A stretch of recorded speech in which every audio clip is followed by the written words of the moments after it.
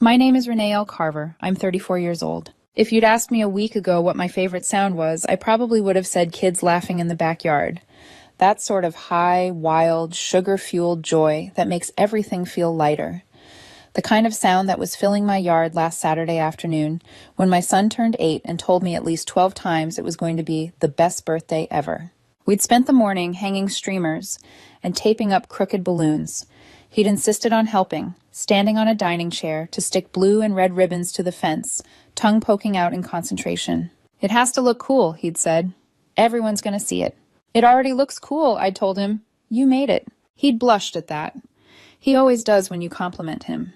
He's not like the others in my family. He doesn't puff up or brag or turn it into a joke. He just absorbs it like sunlight and keeps going. By 2 o'clock, the backyard was full of life. A handful of kids from his class, a few cousins, my friend Sean, his godfather, setting up the Lego set he'd brought on the patio table, cheap paper plates, pizza boxes stacked in the corner, a sheet cake with crooked handwriting and way too much frosting. It wasn't Pinterest perfect, but it was ours. Lucas, my son, kept running back over to me, cheeks red, hair sticking up from the static of balloons, whispering, "This is awesome, Mom," before sprinting away again. When my parents finally pulled up, they did it the way they do everything, late and theatrical. Their car door shut with that heavy, deliberate sound. My mom climbed out first, smoothing down her blouse like she'd been dragged into something beneath her.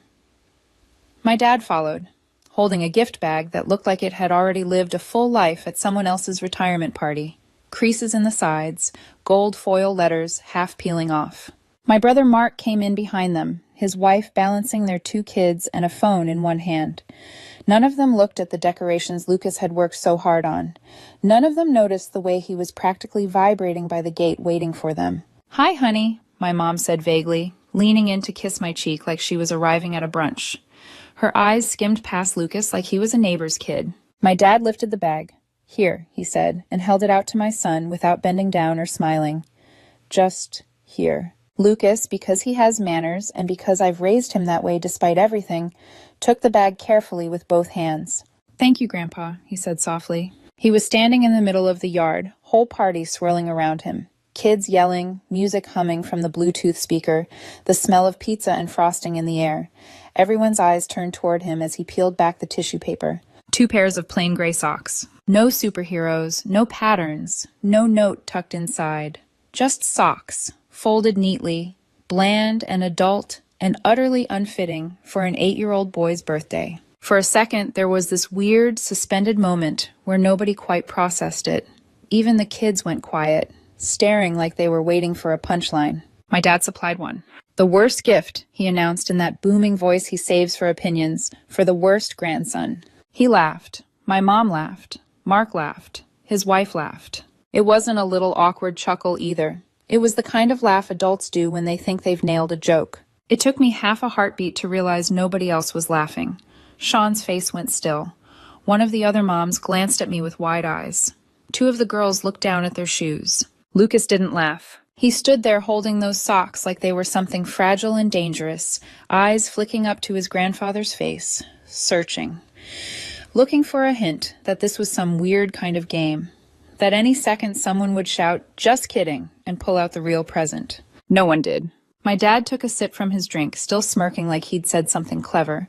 My mom said, loud enough for me to hear, "Well, not all kids can be winners," and nudged Mark like they were in on some secret. Mark shook his head.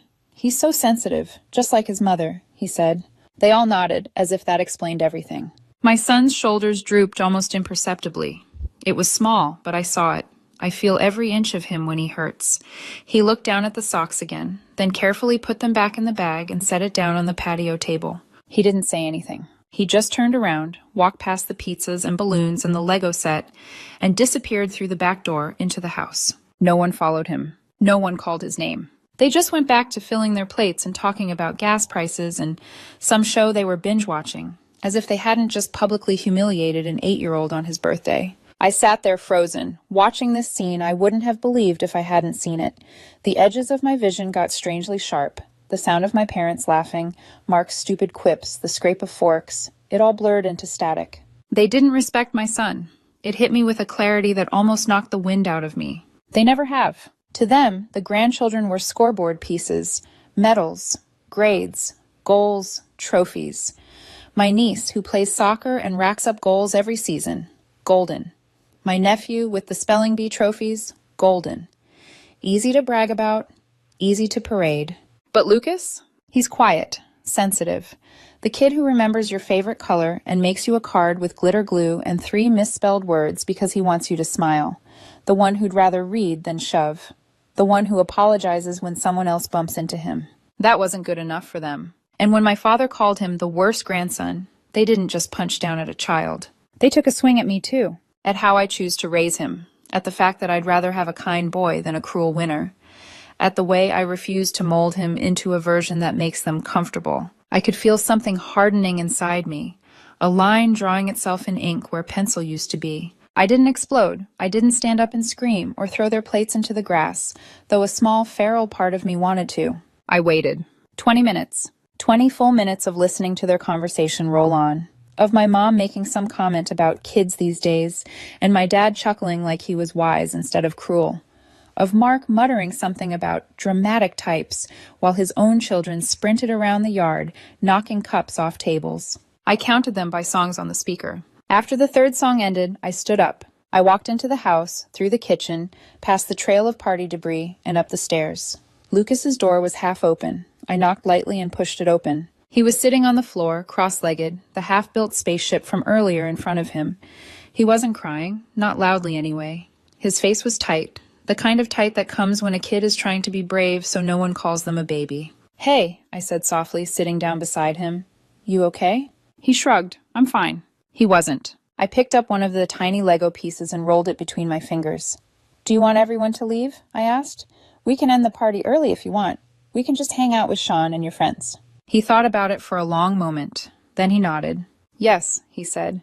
His voice was small but steady. "I don't want them here." That was all I needed. I kissed the top of his head, got up, and crossed the hall to my room. Opened the desk drawer. Pulled out the folder I'd prepared 2 weeks earlier but hadn't actually planned to use. Not until now. Inside was a copy of Mark's lease agreement, with me listed as guarantor, and a letter I'd drafted and signed. The letter was short and to the point. Effective immediately, I will no longer be responsible, financially or otherwise, for your rent, utilities, groceries, car insurance, or any other recurring expenses. This is not temporary. This is final. My name at the bottom. Black ink. No room for misinterpretation. I'd written it one night after paying his rent for the 12th month in a row, listening to him complain on the phone about how kids are expensive, while I scraped coins out of my console to buy my own son a field trip ticket. I hadn't meant for today to be the day I used it. But then again, I hadn't planned on them calling my child the worst grandson either. I went back outside, folder in hand. The sunlight felt harsher now, bouncing off the folding tables. My family was still sat around, plates half empty, voices too loud.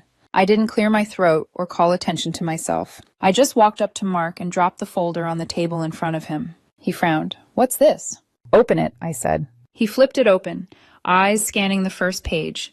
His face went from annoyed to blank in 3 seconds flat. His hand tightened around the paper. "What is this supposed to mean?" he asked, though he already knew. My dad squinted. "What's going on?" My mom leaned forward. "Renee?" No one laughed now. I didn't give a speech. I didn't justify myself. I didn't remind them that for over a year, I'd been wiring almost $3,000 a month into Mark's life so his wife could stay home and he could figure things out without ever actually figuring them out. I turned and walked back into the house to my son. The party, as far as my parents and my brother were concerned, was over. They just didn't know it yet. The air outside was thick with confusion when I left my family at the table. Conversations didn't even trail off. They simply died, like someone had hit a mute button. I didn't care. I closed the sliding door behind me and walked straight to Lucas's room. "Hey, sweetheart," I said softly as I sat beside him on the carpet. He didn't look up. He was clicking Lego bricks together with precise, careful hands, the way he always did when he was trying not to feel something. I touched his shoulder gently. "Do you want me to ask everyone to go home?" He hesitated. Then he whispered, "Yes, please." That was enough. I kissed the top of his head. Okay. And for the first time in my adult life, I made a decision entirely for us, with no thought to what my parents or my brother might think. I walked back to the yard and stopped at the head of the folding table where my family sat. "The party's over," I said. My voice wasn't loud. It didn't have to be. My dad blinked. "What? Are you serious?" "Yes," I said. "You need to leave." My mom scoffed like I'd just told her the earth was flat. "Honey, you're upset. Let's just come—" "You need to leave," I repeated. "Now." My brother was still staring at the papers in the folder, like they were written in a language only the damned could read. My sister-in-law murmured something to him. Maybe say something. But he didn't. He just sat there, realizing for the first time what a life without my wallet would look like. Only Sean and the kids' friends stayed. They were the only ones who actually came for Lucas. Everyone else shuffled away in stunned silence. My mom tried one last attempt at emotional CPR on her way out. "This was just a joke," she insisted. "You're overreacting. He wasn't even crying that badly." Not even crying that badly. It was miraculous how quickly a sentence could turn my blood cold. I didn't say another word. I just held the door open until they left. Once the yard was empty of everything that had ruined the afternoon, I went back to Lucas's room. He was still on the floor, still building, but when he looked up and saw only the kids he invited and his godfather outside, I swear his whole body loosened. "Can we still have cake?" he asked softly. "Absolutely," I said. We lit 8 candles. He blew them out. His smile wasn't as bright as it had been in the morning, but it was real, and that was enough. For the next 24 hours, my phone was mercifully quiet. Then the storm arrived. First came Mark. Call 1, missed. Call 2, missed. Call 7. Call 11. Voice note. Another voice note. I didn't listen at first, not until curiosity won. His messages were a beautiful blend of rage and panic. "Renee, what the hell is wrong with you? You're blowing this up over socks. You're ruining my kids' lives because you can't take a joke. This is insane. You owe me a heads up before pulling support." A heads up. 14 months of covering his rent, utilities, car insurance, groceries, and unexpected childcare costs. And he believed I owed him a heads up that his free ride was over. No, I didn't owe him anything. I deleted all the voicemails. Then my mom tried texting. "Mom, can we talk calmly like adults?" I didn't answer. An hour later, "Mom, your son wasn't even crying that badly. You're making this into something it's not." Then a paragraph. "Mom, we didn't mean anything cruel. He's just not like the others. He needs to toughen up. You shelter him too much. It wasn't personal." I stared at the screen. They called him the worst grandson. On his birthday, in front of a yard full of kids, and laughed. Lucas walked away humiliated. Not one of them followed. Not one asked if he was okay. And my mother had the audacity to tell me it wasn't personal. What they didn't realize was that Lucas wasn't the only one they'd insulted. They'd insulted my motherhood, my choices, my values, my gentle boy they never deserved. No, it wasn't personal to them, but it was deeply personal to me. The following week, the consequences started snowballing. Mark attempted to transfer money to his landlord. He couldn't even cover a third of the rent. That evening, he left another voicemail. "You can't do this. I have 2 kids. You should have warned me. Be an adult and talk to me." I didn't respond. Not because I was cruel, but because I'd already been the adult for too long. 2 days later, the landlord called me. "Hi, Ms. Carver. Just confirming you're withdrawing as guarantor for Mark Carver's unit?" "I am." "Are you sure? There will be an eviction process at the end of the month." "Yes," I said, "I'm sure." He sighed a heavy, empathetic sigh. "Understood." I hung up and went to check on Lucas. He was lying on his stomach on the floor, spaceship now fully assembled, making those soft whooshing sounds kids make when they think no one's watching. The light from the window hit his hair just right, making it glow like copper. He looked up at me and grinned. A small, honest grin. Somewhere in the chaos of the past week, I realized something. My son smiled more in moments without my family than he ever did with them. That alone was worth every severed tie. 2 more days passed, then came the knock. I opened the door to find my parents standing on my porch, stiff and uncomfortable, like children waiting outside a principal's office. Mom spoke first. "We're worried about the family falling apart," she said. "You're letting a childish misunderstanding hurt everyone." I didn't invite them in. "Do you remember what you gave him?" I asked quietly. She blinked, confused. "What?" "Socks," I said, "plain gray socks. And you called him the worst grandson on his birthday." She shifted, eyes darting to my dad for backup. "Renee, you're being emotional." "I'm being a mother," I corrected. Dad cleared his throat, stepping forward. "Do you really plan to leave Mark and his kids without a place to live?" I didn't blink. "That's not my problem anymore." Mom scoffed. "Do you expect us to pick up the slack?" For the first time in the entire conversation, I smiled. Calm, sharp, certain. I didn't answer. Their silence felt heavier than their words. They left without hugging me, without apologizing, without even pretending to understand. Good. Understanding wasn't needed. Distance was. By the end of that week, Mark's eviction notice was official. His wife texted me from a strange number. "We have nowhere to go. Can you please help just for the kids?" I didn't respond. They could go live with the best grandparents ever. The same people who mocked my son and called it humor. The same people who clapped when Lucas opened socks and pretended cruelty was comedy. Let them all stick together. They'd earned each other. And for the first time in my life, I wasn't going to save them from themselves. When Mark and his family officially got evicted, you'd think someone would have had the decency to tell me. Not because I wanted updates, God knows I didn't, but because they'd always treated me like the family's financial first responder, like I was supposed to be part of every crisis, every meltdown, every self-inflicted disaster. But this time, silence. No calls, no texts, no tearful voicemail from my mother claiming, "We can fix this if we talk like adults." I found out the same way the rest of the extended family did, through a cousin's Instagram story. A boomerang video, something stupid and glittery, with Mark in the background dragging a trash bag full of clothes up my parents' driveway. One of the kids was holding a tangled tablet charger like it was a lifeline.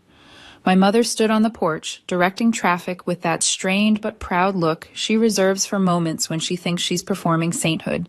The caption read, "Family sticks together." I didn't laugh, I didn't cry, I didn't comment. I just screenshotted it, set the phone down and thought, sticks together like gum on the bottom of a shoe. Because that's what it was. Not unity. Adhesion. A sticky, unwanted mess no one knew how to remove without tearing everything around it. They'd moved in 3 days before the eviction date. No warning, no message, not even a smug, "We figured it out without you." They just slid into my parents' lives like an overdue bill. And they were proud of it. For the first week, my mother acted like she was starring in a Facebook drama called Saint of the Year. She rearranged the living room, posted photos of the air mattress propped between two end tables like she was unveiling a charity project. She captioned one photo, "We do what we must. Family first." Not a single mention of the person who'd been paying their rent for 14 months. Not a whisper of the daughter whose silence forced them to acknowledge reality. Nope. In her version of events, she and my father were the heroes, the saviors, the benevolent grandparents stepping up in a time of crisis. They soaked in the attention, the comments, the praise. From the outside, it almost looked noble. From the inside, a pressure cooker. The first cracks appeared 2 weeks in. Picture this. Mark, unshaven, sitting on my parents' couch in pajama pants, a gaming controller in one hand and a half-eaten bag of chips in the other. His 2 kids tearing through the hallway like small tornadoes, arguing over a tablet. My sister-in-law sprawled out scrolling TikTok, earbuds in, disappearing into the algorithm. And my parents, the same people who once judged my housekeeping skills because Lucas left Legos on the stairs, were drowning in chaos they absolutely invited. My father started snapping at everyone. My mother started stress cleaning every surface in sight. And still, not once did they admit what everyone else could see. They had unleashed a nightmare they could not manage. But instead of confronting the problem, they turned back to their favorite coping mechanism. Me. At first it was subtle. "Mom, do you know any affordable grocery delivery services? Things are a little tight with 4 extra mouths." Mark. "Hey, do you know how government benefits work? Just curious." Curious, right. Then it got bolder. My dad called late one night, voice heavy with what he thought sounded like reason. "We've taken them in, but this isn't sustainable long term. Maybe you could help out just a little? For the kids. They're innocent." I took a breath, a deep one. "I already helped," I said. "Renee, be reasonable." "For 14 months," I continued calmly. $3,000 a month. Rent, groceries, insurance, utilities, everything. While they all laughed at my son on his birthday. He went silent. "This is different now," he muttered eventually. "You're right," I said. "It is." And I hung up. By week 4, things inside my parents' house hit full meltdown. Not that they told me that. I heard it through Erica, my cousin, the family's unofficial historian. "Your mom called my mom sobbing," she said, not bothering to lower her voice. "Apparently your brother is a nightmare to live with. His wife doesn't help with anything. The kids are wild, and your dad's about to lose it." I said, flipping through a cookbook. "Tragic." She also said the house smells like stale peanut butter and despair. Accurate. But the part that hit hardest wasn't the drama. It was when Erica repeated what my mom had cried into the phone. "We should never have treated Lucas that way. This is karma." Good. Let them taste it. A few days later, my sister-in-law texted from a number I didn't know. "Hey, we're feeling a little overwhelmed here. Do you think the kids could come visit? They miss their cousin." The audacity made my teeth hurt. I didn't respond. Instead, I showed the message to Lucas. He looked up after reading it, thoughtful, then shrugged. "They're only nice when they want something," he said. 8 years old. 8. And he already understood emotional manipulation better than the adults who weaponized it. I kissed the top of his head. "You're right," I said. And that was that. But the real explosion, the one that made everything unravel, that came in week 6. A full police cruiser, parked in front of my parents' house at midnight. Erica called the next morning. "You're not going to believe this," she said, voice buzzing, with the kind of stunned amusement only family catastrophe can evoke. "But the cops were at your parents' place last night." My heart didn't even jump. It just exhaled, like it had been expecting this. "Why?" I asked. "Oh, everything," Erica said. "Bills overdue, internet cut, your brother blaming his wife for not job hunting, wife blaming him, kids screaming, your dad trying to break it up, your brother screaming that you ruined the family, loud enough for the neighbor to hear." "Of course he did," I muttered. "Neighbor thought it was domestic violence," Erica added. "Police showed up, made a report, and since minors were involved..."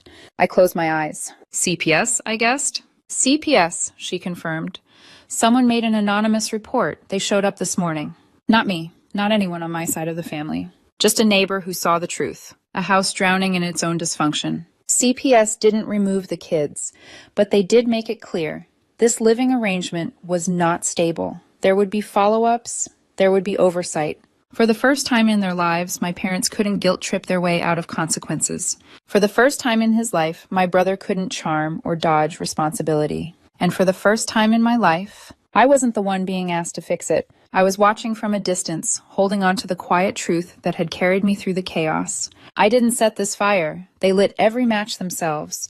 CPS showing up at my parents' house should have been the moment everything snapped into place for them.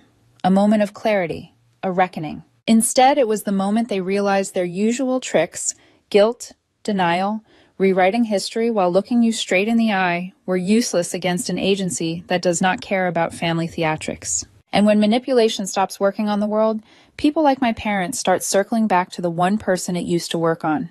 Me. 2 days after Erica told me about the visit, my phone buzzed with the longest message my mother had sent in months, broken into multiple texts because she can never just write and edit. "Mom. Renee, honey. We've all had some time to reflect. We know emotions have been high. It's time to come together again as a family. We're willing to discuss reworking our arrangement." Reworking. Arrangement. As if I was a subscription service that paused unexpectedly and needed to be restarted. And then buried in paragraph 3. "If you can resume helping financially, we'd be open to discussing future inheritance matters." Inheritance. My parents had just gone through police intervention, major household dysfunction, and a CPS evaluation. And they genuinely believed I could be coaxed back into the chaos with the promise of imaginary future assets. They were offering me their house like some kind of grand prize, conveniently ignoring the fact that 1. Their house now had a police report attached. 2. CPS was checking in regularly. 3. The house smelled like peanut butter and despair. I didn't reply, which meant it was time for their next tactic. Show up uninvited. It was a Thursday morning when it happened, 10:30 a.m., sun filtering through the curtains while I cleaned cereal off the counter. Lucas was in the living room, humming to himself as he worked on a puzzle. A knock sounded at the door. A soft one. Not urgent, not frantic, just expected. I peeked through the peephole. My mother stood on my porch, holding a Tupperware container of banana bread like it was a peace treaty. "Your favorite," she said when I cracked the door open. I hadn't mentioned liking banana bread since I was 14, but she said it like she expected the nostalgia to melt me on the spot. I didn't open the door further. I didn't take the bread. Instead, I asked, "Why are you here?" She sighed dramatically, an actress in a play where she's the misunderstood matriarch. "We're in a difficult situation," she said. "Things at home have been hectic. The kids aren't adjusting well. Your brother still hasn't found work. CPS is breathing down our necks, asking questions, scheduling follow-ups." I didn't flinch. She continued, each sentence more careful than the last. "We'd like to revisit the possibility of you helping out again. Helping out. That phrase. Like I'd been spending 14 months wiring nearly $3,000 a month to Mark's household because I wanted to be generous. Like it wasn't survival money that should have gone to my son. Like I had been helping instead of single-handedly keeping an entire family afloat while they laughed at us. Then she said the line that nearly made me choke. We talked it over, and if you help again, we'd be comfortable giving you partial control over some future family assets, the house or investments. Investments, plural. The house with the CPS file, the retirement fund my father borrowed against twice, the investments they always bragged about but never showed anyone. I looked at her and finally felt it. Not anger, not pain, but amusement. You're offering me fake inheritance money, I said, so I'll support the people who mocked my son and ruined his birthday? It's not about money, Renee, she snapped. It's about keeping the family together. Which part? I asked. The part where you insulted my child? The part where you called him sensitive? Or the part where you all laughed when he left in tears? Her face tightened. I didn't come here to fight. Then why are you here? I asked softly. She hesitated. The weight of the question pressed hard against her pride. To ask for help, she said finally. For the kids. They're innocent. I nodded. Yes, I said, they are. She blinked, hopeful for half a second. And that, I continued, is exactly why I'm not helping. Her face fell. How is that helping them? Because if I step in again, I said, nothing will change. Your household stays chaotic. Mark stays unemployed. His wife stays detached. You stay overwhelmed. And those kids grow up thinking dysfunction is normal and consequences don't exist. She opened her mouth, closed it, drew in a trembling breath. Renee, please. I shook my head gently. No, I said. Figure it out yourselves. Or keep waiting for a miracle that's not coming. Then I shut the door. She didn't knock again. That night, Dad called. He never calls. He hates the phone. If he's calling, it's serious. When I picked up, he didn't yell. He didn't guilt trip. He didn't sigh theatrically like my mom did. He just said quietly, "We need your help." Silence hung there between us, crackling like old wires. He took a shaky breath. "We didn't realize how much you'd been doing," he said. "Not until it stopped. We thought Mark just needed time, but he's not stepping up. And his wife, she's not coping. The kids are out of control. The house." He broke off, voice tight. "It's a disaster, Renee." He rarely sounded defeated. It was almost unsettling. And then, in a voice so quiet I almost didn't hear it, "We were wrong about Lucas." My heart stuttered. Dad swallowed audibly. "We thought teasing him was harmless. We thought it would make him stronger. But we see now it hurt him. We see that now." I closed my eyes. Finally, the truth, but not nearly enough. "Renee," he said softly, "please, just until we get back on our feet." I didn't raise my voice. I didn't erupt. I just said, "I think you should ask your favorite grandson."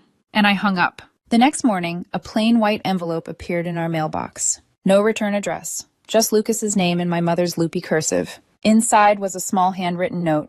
"We're sorry we hurt your feelings. We miss you. Hope you forgive us someday." Lucas read it once, shrugged, used the card as a bookmark. He didn't ask what it meant. He didn't want to talk about it. He didn't carry it with him the rest of the day the way he used to. He'd already let them go. And honestly, so had I. 3 months.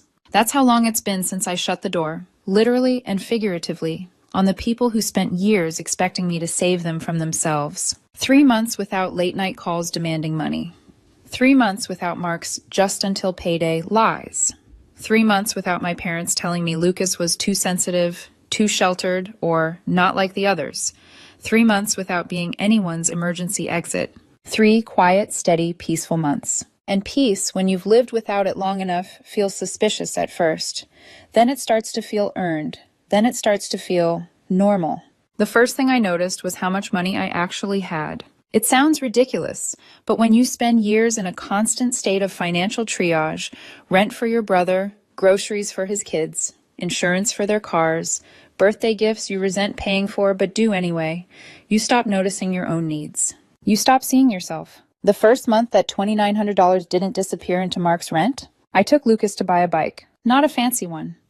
Just one with flame decals on the sides and chunky black tires he'd always stop to look at when we passed the sporting goods store. He rode it for 2 weeks straight, sometimes in circles in the driveway until he got dizzy and fell into the lawn laughing so hard his stomach hurt. That sound, pure, unfiltered laughter, was worth more than every payment I ever made for my brother. Not long after that, I opened a new bank account. I called it the Fun Fund. Every time I didn't bail Mark out, I put a little money in that account. Every time I didn't cover groceries for my parents, I added more. Every time I said no to a guilt-laced request disguised as family loyalty, I made a transfer. It added up fast. The second month, during dinner, chicken nuggets for Lucas, leftover pasta for me. I looked at him and said casually, "You want to go to Disneyland?" His fork dropped on the plate, just fell right out of his hand. His eyes went wide, then wider, like I had told him we were moving to the moon. "Are you serious?" he whispered. "Yeah, buddy," I said. "Just the two of us." He launched across the table and hugged me so hard, I almost toppled off the chair. We went the next weekend. Not a fancy trip. I booked a cheap hotel a mile from the park, packed snacks so we wouldn't spend $50 on popcorn, made a spreadsheet to keep it affordable because old habits die hard. But none of that mattered. Lucas hugged Spider-Man, ate 3 churros, went on the Star Wars ride twice, fell asleep on my shoulder during the fireworks, sticky with sunscreen and joy. It was the first time in years I cried from happiness, and the first time I realized how much life we had missed because I was too busy supporting adults who refused to support themselves. Meanwhile, my parents' house was imploding. I didn't speak to them, but Erica, my cousin, unofficial family reporter, filled me in with the kind of fascinated horror usually reserved for soap operas. Mark still hadn't applied for a job. His wife barely spoke to anyone. The kids tore through the house like tiny hurricanes. My mother developed stress shingles. My father moved to the basement for quiet, which was laughable in a house with 4 extra bodies and 2 screaming children. At some point, they tried to apply for government assistance, but because Mark refused to cooperate with CPS and kept missing appointments, the application stalled. The house was in chaos. Bills overdue, electricity flickering, neighbors complaining, CPS scheduling more check-ins. And through all of this, no one called to apologize. No one admitted they'd hurt Lucas. No one acknowledged what they'd done at the party. But they all agreed on one thing. It was somehow still my fault. Then my aunt called. "You know," she said cautiously, "now that everyone's learned their lesson, maybe it's time to revisit the arrangement." I laughed. Actually laughed. "My son learned his lesson too," I said, "that not everyone who shares your blood deserves a place at your table." She didn't call again. About a month later, something arrived in the mail. A plain white envelope. No return address. Just Lucas's name in my mother's looping cursive. Inside was a single $5 bill and a hand-drawn heart. That was it. Lucas looked at it for a moment, confused. "Can I buy a candy bar with this?" he asked. "You can buy 5, I said. He slipped the $5 into his pocket and went back to playing Minecraft, utterly uninterested in the emotional undertones adults wrap around everything. He didn't ask why she sent it. He didn't ask if he should reply. He didn't even keep the card. He didn't need closure from people who didn't value him. He already had peace. Our life changed in ways I didn't expect. Lucas started wanting to go to the park more. We visited the beach twice, took a road trip up the coast, ate way too much ice cream, started a nightly ritual called Rose and Thorn, where he tells me the best part of his day and the hardest part. His roses started growing, his thorns started shrinking. Last week, he asked if he could learn piano. I bought a secondhand keyboard off Facebook Marketplace and signed him up for lessons. He practices every morning before school. Soft, uneven notes drifting through the house like proof that our world is healing. And my phone? Quiet. Not ominously quiet, not guilt silence quiet. Peaceful quiet. A silence that doesn't mean someone is waiting for me to fail them. A silence that means no one is draining me dry. My parents tried to control everything. The narrative, the drama, the finances. But in the end, they lost the only thing they never thought they would lose. Access. To me. To my son. To the bank of emotional and financial labor they had treated like an entitlement. And the best part? They did it to themselves.